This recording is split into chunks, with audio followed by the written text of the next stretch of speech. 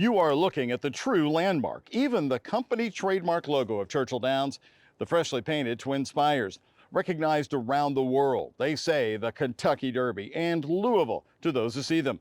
They are well cared for here. But there's one thing about the 150th Kentucky Derby. Those Twin Spires, well, they are not 150 years old. In fact, they came 20 years later after the first Derby. I happen to notice over the decades around Louisville, many other buildings in our city built by the designer of the spires. So we wanted to know what inspired the spires. We caught up with historian Tom Owen. They've stood right here through America at war, tornadoes, snowstorms, but they weren't made for tragedy. They now take on eternal springtime. They suggest beauty and tradition and the blossoming of beginnings and new beginnings. The Twin Spires at Churchill Downs tower over triumph. And they're off. The first Kentucky Derby was 1875, but didn't have twin spires.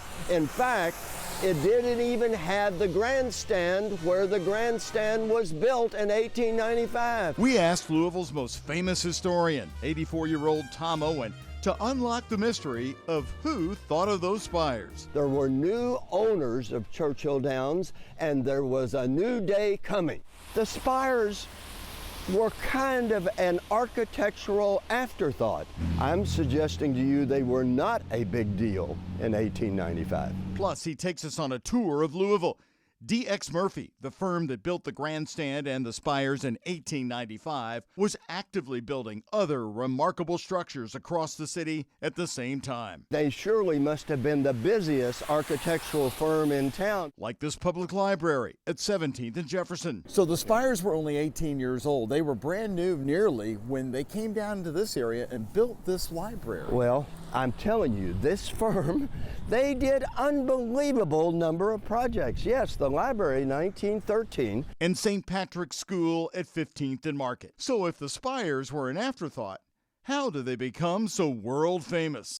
I believe this building could very, very likely be the inspiration of Joseph Baldez's Twin Spires at Churchill Downs. The Louisville Trust Building in downtown Louisville at 5th and Market. The spark for the spires? And who was Joseph Dominic Baldez? He's a Louisville kid.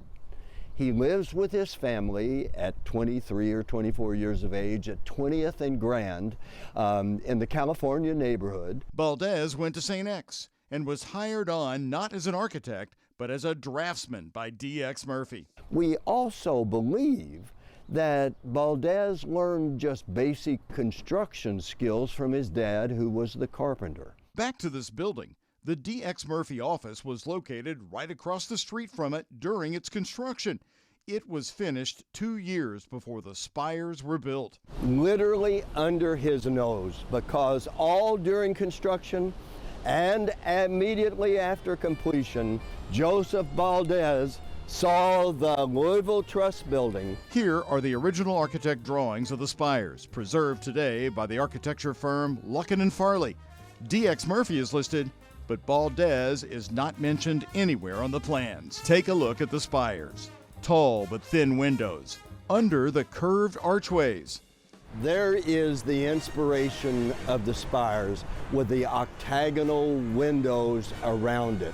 And then look at all of the rounded arches, both on the top of the tower and the second level of the tower. And you see the same rounded arches embodied in both the grandstand and in the Twin Spires. But I'm telling you, the graceful inspiration for Joseph Baldez, likely, according to me at least, and some others, was the Louisville Trust Building. Some other examples by D.X. Murphy before the spires: Presentation Academy, the turret on top of the Fraser History Museum. So when Joseph Baldez said this grandstand needs something, where do you think he started? There had to be a reason for them, more than just an afterthought. Owen believes it was this. He suggested that they were pleasantly attractive but that they were not architecturally significant. Ironically, Baldez would never ever visit Churchill on its biggest day. He loved to go to the races, but never went on Derby Day because he was always kind of fretful that the heavy loads of all of those fans in the grandstand might cause a railing to fall off and somebody get hurt. And so he was fretful about that. But he designed it. He designed it. But yes, he designed it. But he was 24 years old. So as we celebrate 150 years of the Derby, we actually honor 130 years of the Twin Spires. And it would be none other than Matt Wynn, the president of Churchill Downs, who made the Derby world famous, who summed up the Spires the best to their creator. Matt Wynn later said to Joe, "Joe, when you die, those twin spires will endure and will never be removed as a tribute to you." And there you have it, one more perfect description of them: enduring.